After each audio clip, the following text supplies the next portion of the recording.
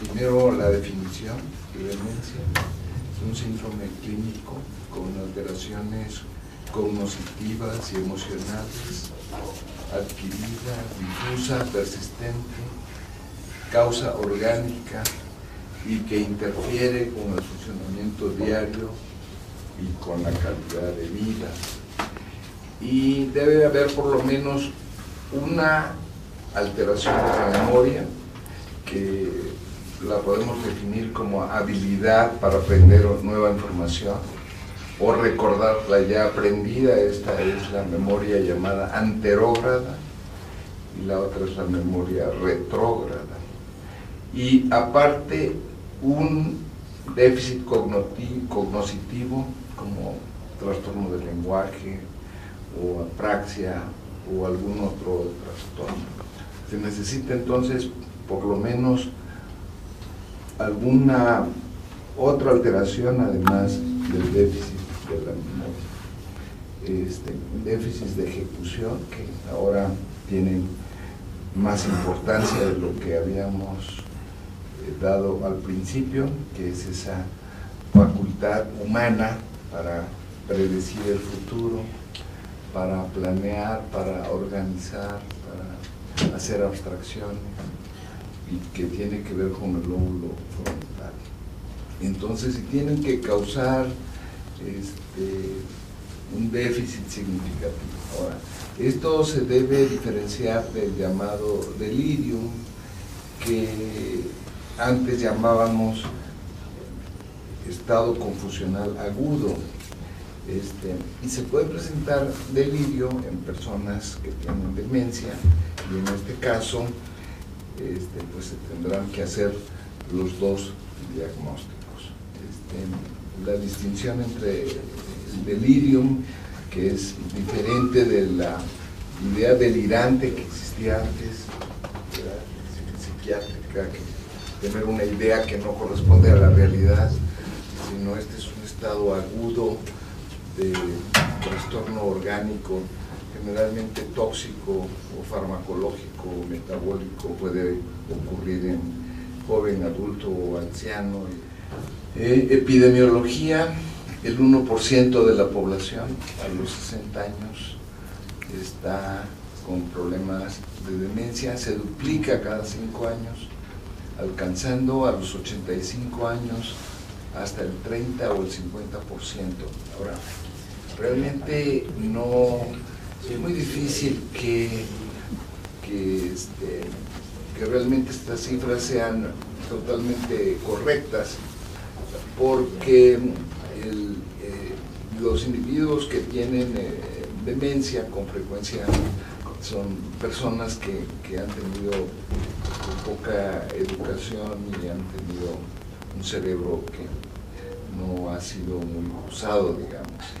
Olvido de conversaciones recientes, uso de frases equivocadas, repiten mucho. Esa es una característica que casi siempre indica que la persona requiere atención, una persona que siempre está repitiendo y preguntando lo mismo, etcétera. Y ya cuando se olvidan nombres de familiares o personas cercanas o nombres de objetos, o que se olvidan topográficamente cosas, ya en general la demencia ya está avanzada. Ustedes saben que antes de que haya demencia existe una alteración que se ha llamado deterioro cognitivo leve, y que eso es muy importante y difícil realmente de diagnosticar.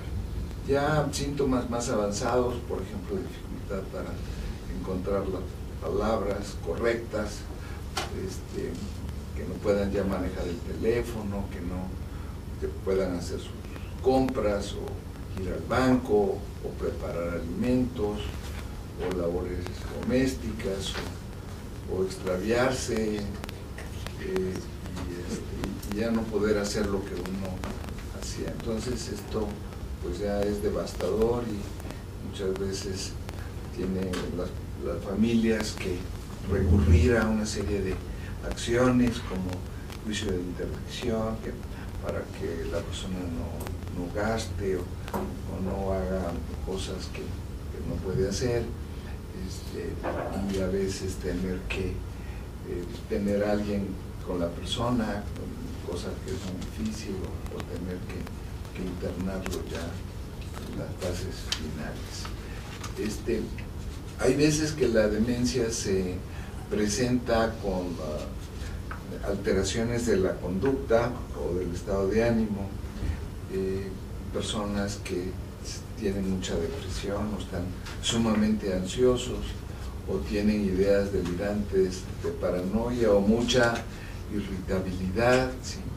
Y estos son cambios más sutiles, no son los cambios normales ni es la forma habitual pero sí cuando una persona de cierta edad empieza a estar ansiosa y nerviosa y no duerme y se deprime y llora y se irrita, también es importante que se vea ya en esto de que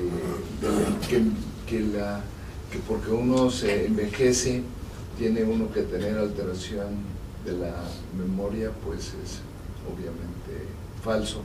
Como vamos a ver, es un fenómeno muy complejo, pero sí habría que buscar y hacer una serie de estudios de manera sistemática en todas las personas después de cierta edad, que es buscar las causas potencialmente reversibles, y que curiosamente no son trastornos que haya que hacer estudios muy caros como el PET-CT o la resonancia magnética. Y aquí entramos a lo que queremos nosotros tratar. Como ustedes saben, mejor que yo, las dos enfermedades más frecuentes después de los 40 años son la hipertensión arterial y la diabetes. El 30% de la población tiene hipertensión arterial después de los 40 años. Posiblemente a los 60 años el 50% tenga hipertensión. A ver qué opina el doctor Guadalajara. La diabetes, en el Instituto Nacional de Nutrición se ha calculado que el 11% de la población mexicana tiene diabetes después de los 30 años, de tal manera que la cantidad de personas con hipertensión y diabetes es enorme. Ahora, por otro lado, está el problema de la obesidad, que también es un problema cada vez mayor, y por otro lado, pues están una serie de problemas de malos hábitos, de dormir mal, etcétera, ¿no? Entonces, por eso quizá la forma habría que añadir a estas causas tratables o potencialmente tratables o reversibles causas prevenibles, yo creo, de demencia. Eso es bueno para el futuro, ¿no? Si el futuro de la medicina es la prevención y tenemos que tratar a las personas hipertensas desde un principio, entonces causa número 1 de enfermedad vascular cerebral es la hipertensión arterial, mucho más que cualquier otra causa, que el tabaquismo, que los lípidos, que la diabetes, es la hipertensión arterial. Entonces, y el infarto pequeño y la enfermedad multiinfarto se ha convertido en un problema sumamente serio. Hematoma estructural es un trastorno que con frecuencia no se diagnostica, a veces viene después de un trauma trivial y hemorragia, que es generalmente una catástrofe, y enfermedades que cada vez vemos más, la vasculitis del sistema nervioso, enfermedades autoinmunes como el síndrome antifosfolípido primario, enfermedades como el lupus cerebral, causas tratables más reconocidas. Está la enfermedad tiroidea. La enfermedad tiroidea es sumamente común, entonces sobre todo el hipotiroidismo subclínico. Toda persona, yo creo, después de 50 años tiene que tener pruebas tiroideas y ver si la TSH está aumentada. Como ustedes saben, en Estados Unidos el screening consiste solamente en tomar la TSH y ver si es mayor de 5 o de 4.5. Nosotros aquí hacemos generalmente todo el screening completo, pero generalmente la T3 y la T4 y la T4 libre son normales, pero la TSH está elevada. Enfermedad paratiroidea que es rara, pero habría que considerarla. Hepatopatías que son muy comunes y que son subdiagnosticadas. El doctor Wolper quizá nos pueda decir un poco más sobre las hepatopatías y desafortunadamente también pues tanto las hepatopatías que hubo en el pasado y las que hay actualmente pues son muy importantes. La enfermedad de Wilson, que es más bien como histórica y que muy pocos hemos visto, más bien se ven en institutos grandes, que es un trastorno genético, y todos estos trastornos del síndrome de Cushing, la uremia, la porfiria. Pero esta última parte de la deficiencia de vitamina B12, folatos y la enfermedad tiroidea sí son las causas más frecuentes metabólicas de deterioro intelectual. Toda persona que tenga más de 50 años se le debe determinar el nivel sérico de vitamina B12 y hacerle un perfil tiroideo. La deficiencia de vitamina B12 es más común de lo que pensamos. Entonces, habrá que verlo y no necesariamente el caso clásico de la esclerosis combinada subaguda de pérdida del equilibrio y demencia y una anemia macrocítica importante, sino inclusive en personas que no comen carne, por ejemplo. Por alguna razón, con la edad uno ya no quiere comer carne con la voracidad con que uno comía carne, ¿verdad? A los 20 años, ¿verdad? Quiere comer un pedacito ahí de carne. Bueno, entonces, estos medicamentos que los neurólogos luchamos continuamente contra los cardiólogos, por ejemplo, por el uso de la amiodarona, que nosotros pensamos que es sumamente tóxico al sistema nervioso central y periférico, y los cardiólogos dicen se lo quitan, se mueren. O los que usan todos esos fármacos anticolinérgicos, ¿sí? El fármaco anticolinérgico creo que cada vez tiene menos utilidad. Francamente creo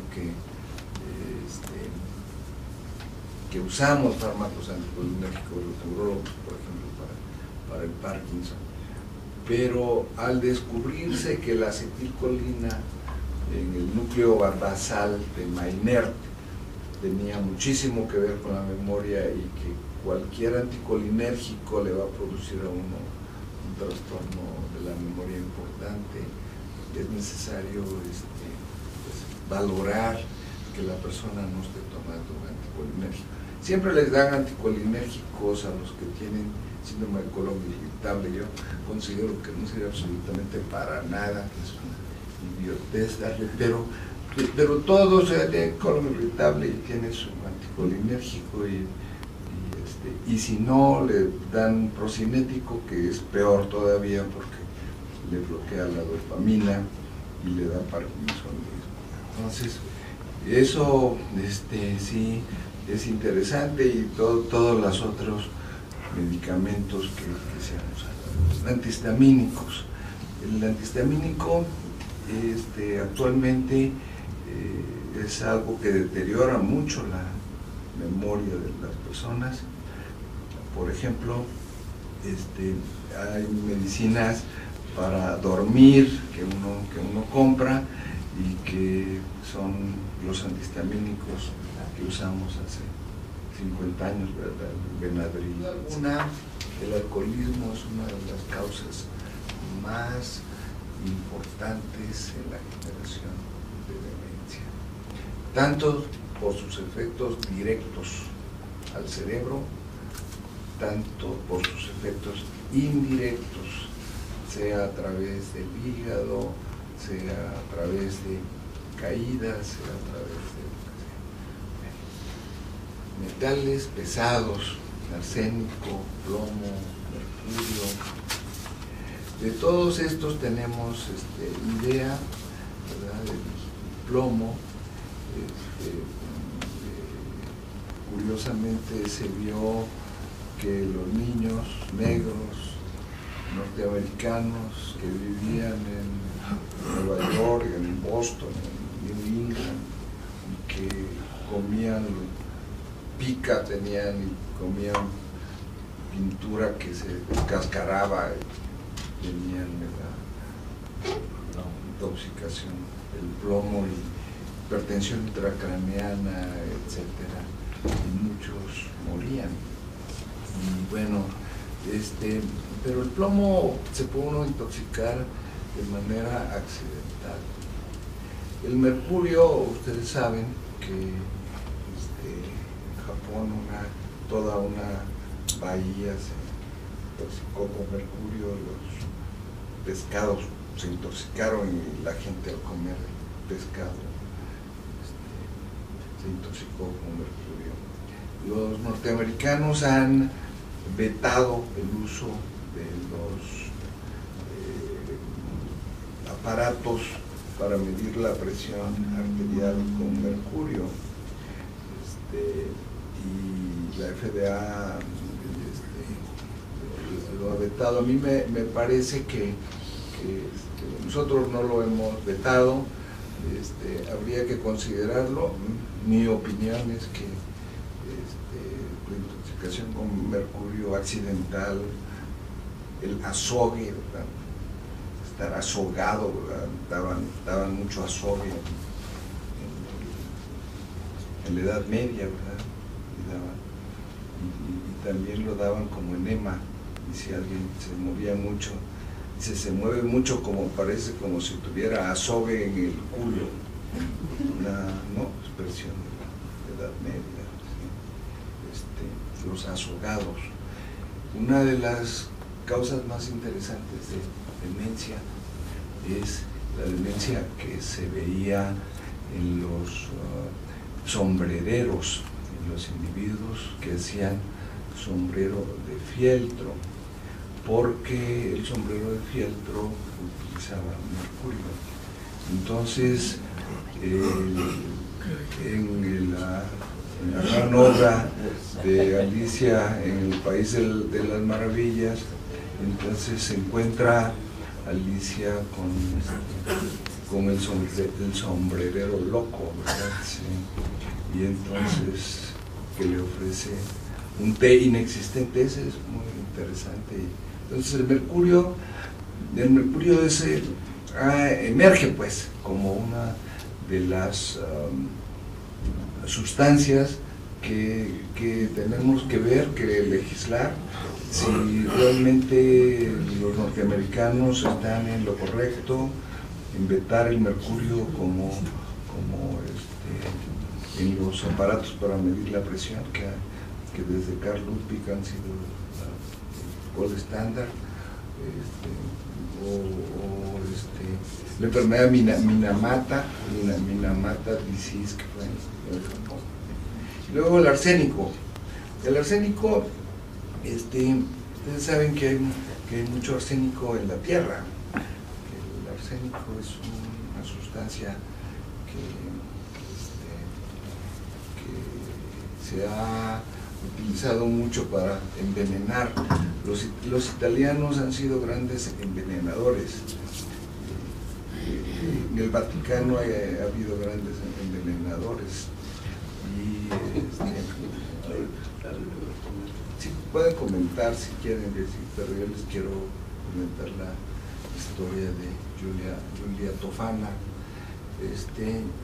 Giulia Tofana inventó un veneno que se llamó aqua tofana. La aqua tofana era una mezcla de belladona con arsénico. Entonces Giulia Tofana se la vendía a las señoras con las siguientes instrucciones: que se pusieran el aqua tofana en los pezones para que el marido, digamos, muriera por su propia boca. Entonces, el aqua, después de unos 600 muertos, entonces descubrieron que Giulia Tofana daba eso. Entonces, las mujeres siempre han matado a los hombres también han matado a las mujeres, pero parece que en este caso de Giulia Tofana era muy interesante, y parece que lo iban matando a uno poco a poco, como a Napoleón, que también se ha pensado que le dieron arsénico. Entonces, aquí yo cuando trabajaba en el centro médico, vi muchos intoxicados accidentales y propositivos que les daban veneno para ratas. En aquella época el veneno para ratas contenía una sustancia que era estalio, pero cantidades enormes. Y ahí en el centro médico había un espectrógrafo de masas que podía detectar cantidades minutas de eso. Y el talio ese era completamente inodoro e insípido, o sea que uno se lo podía poner en la gelatina a la mujer, o lo que sea. Y después ya prohibieron el talio y después se le pusieron sabor, etcétera, ¿no? Entonces, creo que y se caía el pelo en cantidades. ¿Cómo lo diagnosticamos? Fue algo interesante, porque vimos que tenían una neuropatía severísima y se caía el pelo. Manganeso siempre ha sido causa del daño neurológico importante. En Chile, en las minas de manganeso que había en Chile, mucha gente murió con parkinsonismo medicamentoso. Entonces, entre las causas metabólicas y entre las causas tóxicas y medicamentos es donde más podemos ayudar a prevenir, y también en el alcohol, y también como médicos buscando que el individuo no esté hipotiroideo. Siempre se va uno haciendo un poco hipotiroideo con la edad, o sea, se va gastando, pues, y estas causas que existieron antes, que quizá todavía existan. Tengo un amigo mío que dice que entre 1945 que se descubrió la penicilina en 1980, amigo mío norteamericano, dice, hemos vivido la época dorada, porque después apareció el SIDA, porque en el 45 que apareció la penicilina ya se pudo tratar la sífilis y la tuberculosis. Entonces, siglo pasado, pues si no tenía sífilis tenía tuberculosis, así que uno podía escoger. Esta enfermedad de Lyme, que para los norteamericanos es un problema y que nosotros seguimos en la incertidumbre porque simplemente es un problema de salud pública, como ellos dicen. Aquí hay un poco, no creemos que mucho. La micosis, que forma parte, sobre todo la criptococosis, ¿no? Forma parte del SIDA, el complejo de demencia asociada a SIDA, que es una enfermedad aparte, un daño de la sustancia blanca muy claro, y la encefalitis herpética, particularmente el herpes simple, y la meningitis bacteriana, bueno, neoplásicas. No sé si estas neoplasias sea algo que podamos tratar, ver, pero sí podrían ser consideradas por lo menos tratables, no necesariamente reversibles. Y luego mucho daño que hay por anoxia, la hidrocefalia normotensa de la gente de cierta edad, la cisticercosis, que afortunadamente ha ido disminuyendo mucho, y eso ha sido un gran logro que no hemos enfatizado lo suficiente, porque México era un país como la India. Yo creo la India y México eran países más afectados por esta terrible enfermedad, y ya ha disminuido muchísimo. Así que, bueno, todas estas otras, el lupus, esclerosis múltiple, yo no sé si debemos ponerlas ahí. Yo las pongo de acuerdo con los artículos que les he dado, pero realmente no sé qué tanto. La esclerosis múltiple no siempre es una enfermedad grave. Hay mucha gente que vive una vida normal en calidad y duración. Personas que tienen trastornos neuropsiquiátricos llamados pseudodemencias, como la depresión y la enfermedad bipolar. ¿Qué hacer para ver a estos pacientes? Aparte de una BH completa y glucemia, creatinina y electrolitos y pruebas de función hepática y de tiroideas, el nivel sérico de vitamina B12, la serología para sífilis y la velocidad de sedimentación regular, serología para VIH. Desafortunadamente se ha ido, pues, tenemos que hacerlo, aunque también creo que ha disminuido mucho la infección por VIH. Y aquí otros que no sabemos si hay que hacerlos a todos o a algunos: esta determinación de arsénico, plomo y mercurio, electroforesis de proteínas, anticuerpos antinucleares, sobre todo agente joven. Y si debemos estudiar a la Borrelia burgdorferi, la enfermedad de Lyme, esta espiroqueta de los animales, no sabemos si realmente eso lo debemos hacer. Y obviamente algunas cosas, como la función lumbar, si uno sospecha esto, si los síntomas son de corta duración, hay una demencia rápidamente progresiva, de la que no he hablado, pero que se ha venido estudiando, generalmente no son tratables. Bueno, pues hacer el electroencefalograma, ese sí es muy útil y es muy económico. porque podemos ver encefalopatías tóxicas, metabólicas, si tienen convulsiones. Bueno, estos estudios genéticos serán para el futuro, Y estas pruebas neuropsicológicas, también son caras y no siempre creo que haya que hacerlas, sobre todo si tenemos que ver esto a una escala más grande.